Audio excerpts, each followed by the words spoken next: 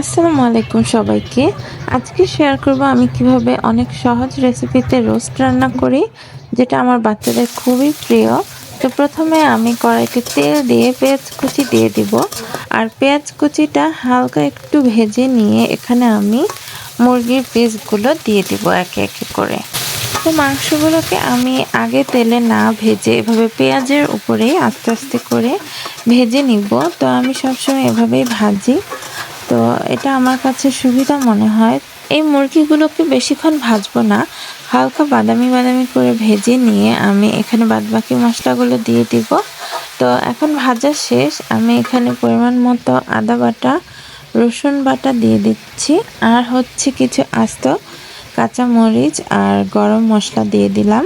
আর এখানে আমি কাঠবাদাম আর কাঁচামরিচ ব্লেন্ডারে ব্লেন্ড করে নিয়ে এখন সেটাও দিয়ে দিব। আর তারপর হচ্ছে 3 চামচ পরিমাণ টক দই আর 1 চা চামচ টমেটো সস আমি এখানে একসঙ্গে মিশিয়ে নিয়ে দিয়ে দিব।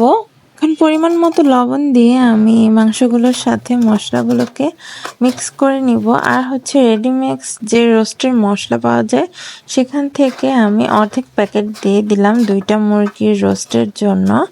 এবার হচ্ছে আমি এখানে জিরা আর ধনের গুঁড়া দিব, দিয়ে আমি মাংসগুলোকে খুব ভালোভাবে 8-10 মিনিট পর্যন্ত কষিয়ে নিব। এখন মাংস সেদ্ধ হওয়ার জন্য পরিমাণ মতো পানি আর 1 কাপ লিকুইড গরুর দুধ আগে থেকে জাল করা এটা দিয়ে দিব। দিয়ে আমি 1 চা চামচ পরিমাণ চিনি দিয়ে মাংসগুলো সেদ্ধ করার জন্য ঢেকে দিব।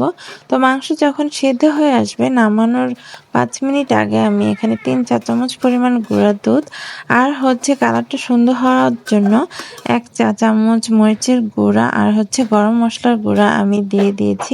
হয়ে গেছে আমার রোস্ট রান্না। কালারটাও দেখতে বেশ সুন্দর হয়েছে। আর আমি সবসময় এভাবেই সিম্পল ওয়েতে রোস্ট রান্না করি।